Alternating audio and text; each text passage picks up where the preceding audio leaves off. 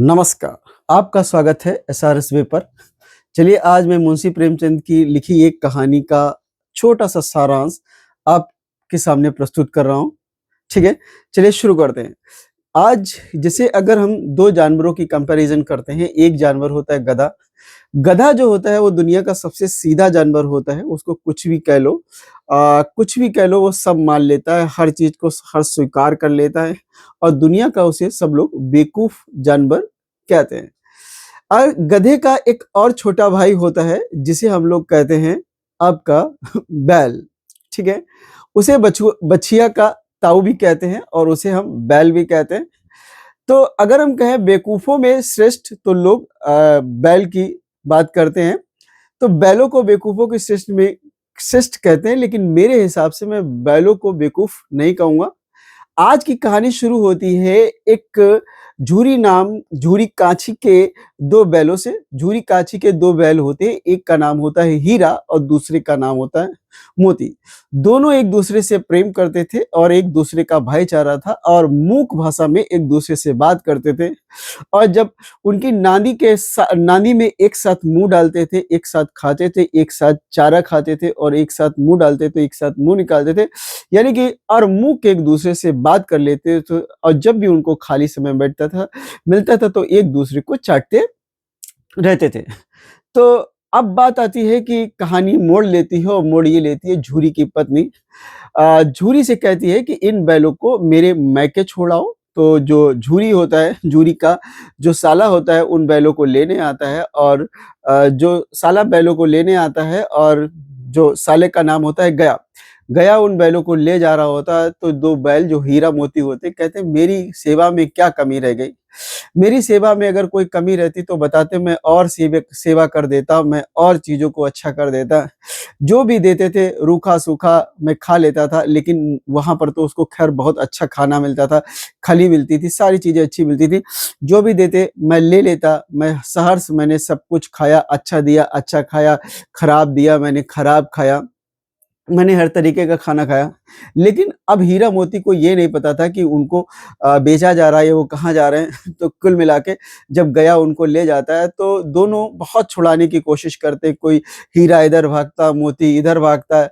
लेकिन होता क्या है कि गया भी कोई कम नहीं ठहरा, गया भी उनको भागने नहीं देता है।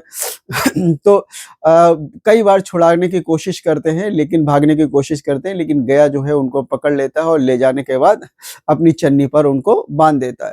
अब गया चन्नी पर बाँध देता है, अब 2 बैल बहुत परेशान, ना उनको वैसा घर मिला, ना उनको अब गया नाम का एक नया मालिक तो मिला था, लेकिन उनको झूरी जैसा इतना प्रेम करने वाला, उनको खली खिलाने वाला, उनको चारा खिलाने वाला कुछ नहीं। अब थोड़ी देर हुई, साँझ होने के बाद चारा बनाया गया और चारा वही सूखा।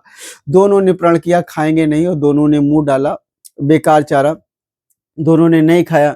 खाने के बाद फिर भूखे रह गए, रात भर वो भूखे रहे, तो उन्होंने सोचा कि चलो आज रात में प्लान बनाते हैं। प्लान ये बनाते हैं, दोनों आपस में एक बात कर रहे थे कि आज प्लान बनाते हैं और हम लोग भाग चलते हैं। तो होता क्या है कि रात में प्लान बनाते हैं और प्लान ये था कि आज हम लोग भागेंगे और कैसे भागेंगे, ये सारी चीज़ों को बारे में सोचते हैं और जैसे ही रात होती है और गया सो जाता है, जैसे ही गया सो जाता है, वो दोनों लोग अपना जिससे रस्सी से बंधा होता है और रस्सी तो बहुत मजबूत होती है, लेकिन फिर 2 बैलों से कहाँ टूटने वाली रस्सी, लेकिन वो रस्सी को तोड़ देते हैं और रस्सी को तोड़ने के बाद भाग जाते हैं। जब वो भाग जाते हैं और जाकर फिर से झूरी के छन्नी पर खड़े हो जाते हैं, झूरी देखता है, उनको प्यार करता है, जो झूरी को चाटते हैं, झूरी उनको चाटता है। तो होता क्या है कि फिर जैसे झूरी की पत्नी आती है, वो झुलझुला जाती है और झुलझुलाने के बाद वो कहती है कि ये बैल यहाँ आ गए निकम्मे कामचोर कहीं के। तो झूरी को ये अच्छा नहीं लगता है। झूरी कहता है कामचोर क्या है? खाना नहीं दिया होगा इसीलिए ये चले आए। कहले काम क्या है, तुम्हारे जैसे तो हम लोग थोड़ी ना है कि काम ना ले, अगर कोई खाना देगा तो काम भी हचक के लेगा। तो यही बात वार्तालाप चलते हैं। तो लोग भी आस-पास के गाँव के लोग आते हैं, देखते हैं, झूरी के बैलों को बड़ी तारीफ़ करते हैं, कोई अपने घर से कुछ लाता है, कुछ खिलाता है। लेकिन होता क्या है, कहते हैं अब मैं झूरी की पत्नी कहती है सॉरी झूरी की पत्नी कहती है मैं इसको अब कुछ भी नहीं खिलाऊँगी इसको रूखा-सूखा दूँगी। उसका जो नौकर होता है अचरज वही पालन करता है, उसको रूखा-सूखा भोजन दिया जाता है। जूरी के कहने पर भी वो कहता है तुम तो मालकिन की बात में बात रखने लगोगे और मालकिन मुझे डाँटेंगी, मैं इसको रूखा ही सूखा भोजन दूँगा। तो रूखा-सूखा भोजन मिलता है। अगले दिन क्या होता है, गया आता है, गया उसका जूरी का साला होता है, वो उन बैलों को पकड़कर ले जाता है और ले जाने के बाद फिर बैल को छुड़ाने की कोशिश करते हैं। लेकिन अब कहाँ छूटने वाला जो गया होता है वो बहुत सारी चीज़ों को सीख चुका होता है और गया उसको ले जाता है और ले जाने के बाद वहाँ पर चन्नी पे बाँध देता है और जो ये बैल छुड़ा के गए थे रस्सी इसकी कसर खूब निकालता है और लाठी लेकर आता है, 2-4 लाठियाँ मारता है और जो हीरा होता है, हीरा के नाक पर लाठी मार देता है तो मोती उसे खदेड़ने की कोशिश करता है। फिर ये खिसिया जाता है, फिर लाठी लेकर आता है, फिर दोनों बात करने देखो वो गया लाठी लेके आ रहा है, अब बहुत मारेगा, तो कहते कोई बात नहीं अगर मारेगा तो मैं भी मारूँगा, तो हीरा समझाता नहीं ये हमारा धर्म नहीं है, हम इसे नहीं मानेंगे। तो होता है क्या है कि थोड़े दिन के बाद सब मामला सेट हो जाता है। फिर अब ज़्यादा काम पड़ने लगा था, अब रूखा-सूखा भोजन मिलने लगा था। जो गया था वो अपने बैलों को अच्छा भोजन देता था और इन बैलों को खराब भोजन देता था, ऐसे सड़ा-गला भोजन देता था। हालाँकि काम करना है, अब 2 बैल हीरा मोती थे, वो भी सोच रहे थे हम कहाँ आकर फँस गए, हमारे मालिक ने हमको कहाँ आकर बेच दिया। उसे नाते रिश्तेदारी की क्या पता, वो साले के यहाँ गए थे बैल गए थे, लेकिन किसी तरीके से उसे कुछ खाना नहीं मिलता, परेशान होता। एक बार क्या हुआ कि वहाँ पर जो गया था उसकी एक छोटी बेटी थी और गया ने की शादी जो हुई थी वो दूसरी शादी हुई थी, उसकी पहली पत्नी मर गई थी और उसकी एक छोटी बच्ची थी। छोटी बच्ची जो होती है, कभी-कभार आती है दरवाजे खोलकर उन हीरा और मोती को रोटी दे देती है। हीरा मोती जब रोटी खाते हैं तो उनको पूरे दिन की थकान जो होती है उनकी मिट जाती है और वो बहुत खुश हो जाते हैं। इसी तरीके से हीरा मोती की दोस्ती उस छोटी लड़की से हो गई थी जो अपनी सौतेली माँ के साथ रहती थी। एक बार गेट खुलता है, दरवाज़ा खुलता है, छोटी लड़की आती है और रस्सी खोल देती है, कहती है भाग जाओ। कहती है भाग जाओ नहीं तो मैंने सुना है कि ये अब तुम्हारे नथ डाल देंगे और नथ डालने से फिर तुम कहीं नहीं जा पाओगे, अब तुम भाग जाओ। तो हीरा भागने की कोशिश करता है, मोती उसे समझाता है कि हम लोग भाग तो चलेंगे लेकिन फिर ये इस लड़की को ये लोग बहुत परेशान करेंगे, सौतेली माँ इसको बहुत मारेगी। तो कहते हैं चलो उसको ना मार दें आदमी को, कहते हैं आदमी ये उसी की बेटी अगर उसे मार दोगे तो ये अनाथ हो जाएगी। कहते हैं उस लड़की को मार दें, औरत को मार दें, जो इस बेटी को बच्ची को मारती के लिए औरत को मारना हमारा धर्म नहीं है। किसी तरीके से वो लड़की चिल्लाने लगती है, देखो फूफा जी के बैल जो हैं वो भाग रहे हैं, वो बैल भाग जाते हैं, भाग जाने के बाद फिर वो बैल एक खेत में घुस जाते हैं, हरी-हरी मटर मिलती है और हरे-हरे मटर खाते हैं, जैसे हरी-हरी मटर खा के उनका पेट भर रहा है, आराम करने लगते हैं, वैसे एक साँड़ जैसा जो बैल होता है उनकी तरफ आने लगता है, परेशान हो जाते हैं, अरे ये तो बहुत लंबा तगड़ा हम इससे कैसे लड़ेंगे? जब बैल आता है उनको बैल भी गुस्से में होता है, कहते अगर इससे हम विनती करेंगे तो ये विनती मानेगा नहीं तो कैसे बचे? तो कहते हैं चलो कोई बात नहीं इससे लड़ते हैं, तुम लड़ना हम भी लड़ेंगे और दोनों इसे मार गिराएँगे। अब बैल आता है उनसे लड़ने की कोशिश करता है, बैल भी एक आदमी से लड़ने के मतलब बैल से लड़ने का आदी था और 2 बैलों से लड़ने के आदी नहीं था। जैसे ही वो बैल उसे मारने की कोशिश करता है तब तक हीरा उसके बगल से अपने सींग उसके पेट में घुसा देता है और वो मर जाता है। उसको जब तक जो खेत का मालिक होता है वो आता है और को पकड़वाकर कांजी हाउस में बंद करवा देता है। अब ये कांजी हाउस जब पहुँचते हैं तो वहाँ पर तो बड़ी ही दयनीय दशा होती है, खाना कभी मिलता नहीं है और बहुत सारे जानवर होते हैं मरे जैसे पड़े रहते हैं, उनके अंदर इतनी भी क्षमता नहीं होती है कि वो दीवार तोड़कर भाग जाएँ।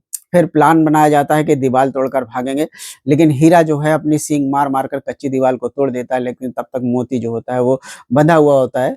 लेकिन उसको छुड़ाने की कोशिश करते हैं लेकिन नहीं छुड़ा पाते हैं। वहाँ पर सारे जानवर भाग जाते हैं, 2 गधे होते हैं तो गधे से कहते हैं तुम भी भाग जाओ, गधे तो गधा होता है वो कैसे भाग जाए? गधा कहता है मैं नहीं भागूँगा। गधा कहता है कि मैं नहीं भागूँगा मैं यहाँ पर हूँ, जहाँ हूँ वहाँ ठीक हूँ। गधा गधा ही होता है, तो गधा नहीं भागता है। फिर होता क्या है कि जब गधा नहीं भागता है तो फिर वो जब से मुंशी आ जाता है उसका जो कांजी हाउस का हेड होता है, फिर उनको दोनों की मार लगाता है और मार लगाने के बाद उनकी कुछ दिन उन्हें 1-2 महीने खाने नहीं देता। जब खाने नहीं देता तो ये लोग बहुत ही दुर्बल हो जाते हैं, अब इतना ज़्यादा दुर्बल हो जाते हैं, खड़े होकर चल नहीं पाते। फिर कुछ दिनों के बाद इनकी बोली लगती है। जब इनकी बोली लगती है तो एक दाढ़ी वाला आदमी आता है और दाढ़ी वाला आदमी आकर उनको को खरीद लेता है और उनमें जब वो खरीदता है तो उसमें उँगलियाँ गड़ा के देखता है, तो अब वो थोड़ा-थोड़ा समझ गए थे, हो सकता है कि हमको अब काट डाला जाए, हो सकता है हमको काट डाला। तो हीरा मोती से बात करते हैं तो मोती कहता है कोई बात नहीं, काट डाला जाएगा, हमारी हर एक चीज़ कहीं न कहीं यूज़ होगी। हम कहीं न कहीं क च चीज़ों का हमारी चीज़ों का प्रयोग होगा। तो ख़ैर करते भी क्या, मरता क्या नहीं करता। तो जब दाढ़ी वाला बैल दाढ़ी वाला उन दोनों बैलों को खरीद लेता है और ले जाने लगता है। धीरे-धीरे वो उसी गाँव में ले जाता है जहाँ पर झूरी रहता है, और वो कुआँ, वो खेत, वो झूरी और रास्ता देखकर वो लोग बहुत खुश हो जाते हैं और दौड़े झूरी के पास पहुँच जाते हैं। जब झूरी के पास पहुँच जाते हैं, झूरी देखकर उनको बहुत खुश हो जाता है, बहुत खुश हो जाता है और दोनों एक-दूसरे को गले लगा लेते हैं। तब तक दाढ़ी वाला आदमी आता है और दाढ़ी वाला आदमी अपने बैल माँगने लगता है। तो जो झूरी कहता है, "ये बैल मेरे हैं, मैं तुमको ये कैसे बैल दे दूँ?" कहता है, "मेरे बैल कोई नहीं खरीद सकता जब तक मैं उसको बेचूँ ना।" तो दोनों में लड़ाई होने लगती है, तो हीरा ठहरा बैल उसको दूर तक, गाँव के दूर तक खदेड़ देता है। खदेड़ने के बाद फिर वो गाली देते हुए दाढ़ी वाला आदमी चला जाता है और फिर वो वहीं पर खड़ा रहता है और ऐसे जैसे शेर खड़ा होता है, फिर लौट आता है। लौटने के बाद फिर वो उन दोनों बैलों को बाँधा जाता है, खली की जाती है, चारा बनाया जाता है और इतने में जो खेत में गई हुई झूरी की पत्नी है, वो लौट आती है, उसका मन परिवर्तन हो जाता है और दोनों बैलों को चूम लेती है और इसी के साथ कहानी का अंत होता है। और इस कहानी को ज़रूर शेयर करिएगा और बताइएगा मेरी कहानी आपको कैसी लगी।